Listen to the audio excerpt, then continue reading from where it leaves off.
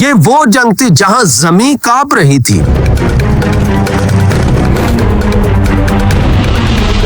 एक तरफ दुनिया की सबसे बड़ी सल्तनत खड़ी थी और दूसरी तरफ वो लोग जिनके पास तादाद कम थी मगर यकीन बहुत बड़ा था। मैदान में हर तरफ जिर्रों की चमक, घोड़ों की टापें थी और दूर तक एक ऐसा लश्कर फैला हुआ था जिसे देखकर बड़े बड़े बादशाह भी पीछे हट गए।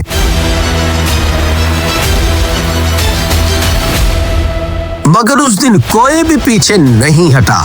एक ऐसा मैदान जहां रूमी फौज का समंदर खड़ा था और उनके सामने एक ऐसा शख्स था जो मौत की आंखों में आंखें डालकर मुस्कुरा रहा था। पर वेट, ये सब जानने के लिए हमें 1390 साल पीछे जाना होगा।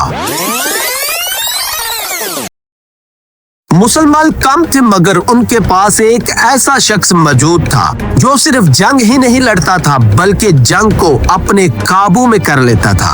वो कोई और नहीं, हजरत खालिद बिन वलीद। वो खामोशी से अपने घोड़े पर मैदान का चक्कर लगा रहे थे, कभी जमीन को देखते, कभी दुश्मन की सफ़े और कभी हवा का रुख। मगर इनकी निगाहें सिर्फ सिपाहियों को नहीं देख रही थी, वो दुश्मन के खौफ को पढ़ रही थी। और फिर अचानक रूमी लश्कर से एक बड़ा सिपा सलार सामने आया। उसने हजरत खालिद बिन वलीद को चैलेंज किया। मैं तुम्हारे सिपह सालार को मुकाबले की चुनौती देता हूं। उसी लम्हे हजरत खालिद बिन वलीद ने अपने घोड़े को एड़ी लगाई और उनका घोड़ा गर्द उड़ाता हुआ मैदान के बीच पहुंचा। फिर दोनों के दरमियान खौफनाक मुकाबला शुरू हुआ। तलवारें टकराई, घोड़े उछले।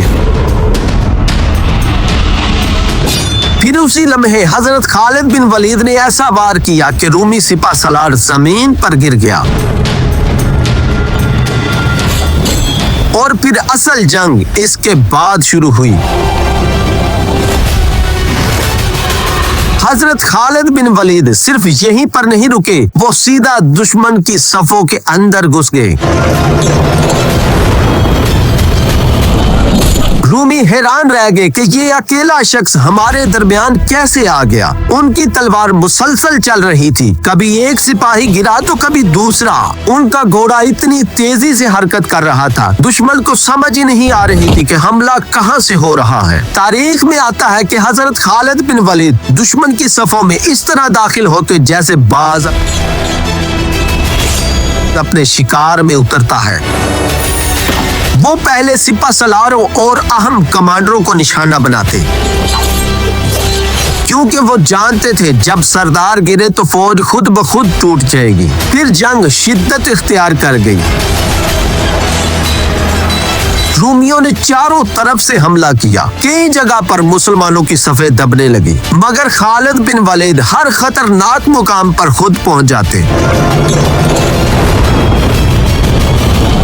कभी दाएं हमला तो कभी बाएं हमला, कभी अकब से घूमकर दुश्मन के दरमियान जा घुसना, यही उनकी असल जंगी महारत थी। फिर वो लम्हा आया जब मैदान में रेत का तूफान उठा। हवा मुसलमानों के पीछे से चल रही थी। रूमियों की आंखों में रेत भरने लगी, उन्हें कुछ भी दिखाई नहीं दे रहा था। और फिर हजरत खालिद बिन वलीद ने फौरन मौका पहचान लिया। उन्होंने अपने खास घोड़सवार दस्ते को इशारा दिया और वो फिर बिजली की तरह दुश्मन के कलब में घुस के घोड़ों की टापें, तलवारों की चमक और फिर तकबीरों की आवाजें, और दरमियान में हजरत खालिद बिन वलीद मुसलसल आगे बढ़ते जा रहे थे। रवायतों में आता है कि इस जंग में इनके हाथ से कई तलवारें टूटी मगर उनकी रफ्तार नहीं टूटी। वो दुश्मन की सफों को चीरते हुए एक किनारे से दूसरे किनारे तक निकल जाते और रूमियों को ये महसूस होने लगा कि मुसलमान हर तरफ मौजूद हैं। यही खालिद बिन वलीद की सबसे बड़ी ताकत थी कि दुश्मन के दिल में खौफ डाल देना। और फिर अचानक रूमी सफे टूटने लगी।